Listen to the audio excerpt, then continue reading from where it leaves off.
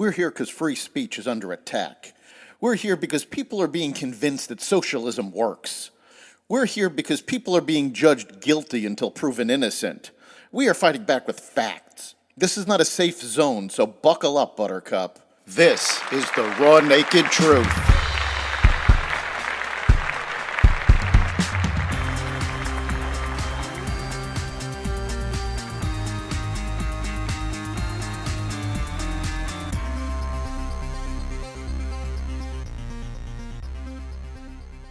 Putin endorses Harris. OPEC Plus to limit oil production. It's safe to use your cell phone and more. Welcome to the Raw Naked Truth. I'm your host, Eric Lopkin, and here's the news you need to know. Russian President Vladimir Putin on Thursday appeared to endorse Vice President Kamala Harris in the 2024 presidential race against former President Trump. According to multiple reports, Putin was questioned during the Eastern Economic Forum he attended in eastern Russia over how he viewed the upcoming U.S. election. The Russian president, apparently smiling alongside the event's moderator, said ultimately it was up to the American people to decide, but said that as President Biden has backed Harris, we will do the same. We will support her. She laughs so expressively and infectiously that it means that everything is fine with her, he added. A gunman shot and killed 3 Israeli civilians at an important border crossing between the Israeli-controlled West Bank and Jordan on Sunday, the Israeli military said, amid heightened tensions between Jordan and Israel over the war in Gaza.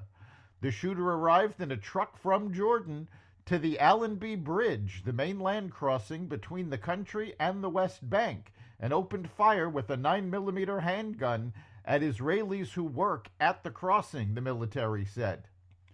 The shooter, whom Israeli and Jordanian authorities haven't yet identified, was killed by Israeli security forces at the scene. The 3 victims of the shooting were pronounced dead at the site of the attack. The Allenby Bridge, the main exit and entry point for Palestinians in the West Bank, has been closed until further notice by Israeli authorities. Palestinian militant groups Hamas and Islamic Jihad, both U.S.-designated terrorist organizations, praised the shooting but didn't claim responsibility. The Trump hush money sentencing has been delayed until after the election. The judge overseeing the case in which Donald Trump was convicted of falsifying business records to hide a hush money payment to porn actress Stormy Daniels pushed his sentencing to November 26th. Judge Juan Merchan said the purpose of the delay was to avoid any appearance, however unwarranted, that the proceeding has been affected by or seeks to affect the approaching presidential election. It is a win for Trump, who is also trying to get his conviction thrown out based on the Supreme Court's recent ruling that presidents have broad legal immunity. A decision is expected on that on November 12th. Representative Elise Stefanik has filed an ethics complaint against Juan Merchan for his illegal conflict of interest in the sham Manhattan trial against President Trump, alleging the Harris campaign has a newly active financial relationship with a company led in part by his daughter. The filing with the New York State Commission on Judicial Conduct came on the same day that Merchan decided to postpone Trump's sentencing in New York v. Trump. Israel's Prime Minister Benjamin Netanyahu is making clear that his forces will not agree to Hamas's demands to vacate Gaza for 2 crucial reasons: overall national security and ensuring the safe return of the remaining hostages still in Hamas captivity. Concerns continue to mount that Hamas could look to smuggle some of the remaining 97 Israeli hostages still in captivity into the Sinai Peninsula in Egypt, which has long been deemed a haven for Islamic militant groups, and where they could then be transported to Yemen or Iran. According to Netanyahu, the best way to prevent these Hamas hostages smuggling efforts is through maintaining the contested Philadelphia route, a security corridor that runs between the Gaza Strip and Egypt. Prominent attorney Alan Dershowitz announced his departure from the Democratic Party, citing several anti-Jewish lawmakers that make up the ranks of the party and the recent Democratic National Convention in which Vice President Kamala Harris became the party's presidential nominee. Speaking with radio host Zev Brenner on Talk Line with Zev Brenner, Dershowitz cited the DNC, which he said gave legitimacy to anti-Israel speakers and anti-Israel protesters outside the gathering. It was the most anti-Jewish, anti-Israel, anti-Zionist convention I've experienced, he said. I was disgusted at the Democratic National Convention. Absolutely disgusted. The BBC has breached its own editorial guidelines more than 1,500 times in its coverage of the Israel-Hamas war, a new study found. The report concluded that the BBC had repeatedly downplayed Hamas terrorism, and its authors reserved the harshest criticism for the BBC's Arabic channel. One contributor, Mayasi Abdul Khalik, is said to have called for death to Israel and defended a journalist who tweeted, "Sir Hitler, rise, there are a few people that need to be burned." One former BBC executive said there was now an institutional crisis at the UK's state-funded broadcaster.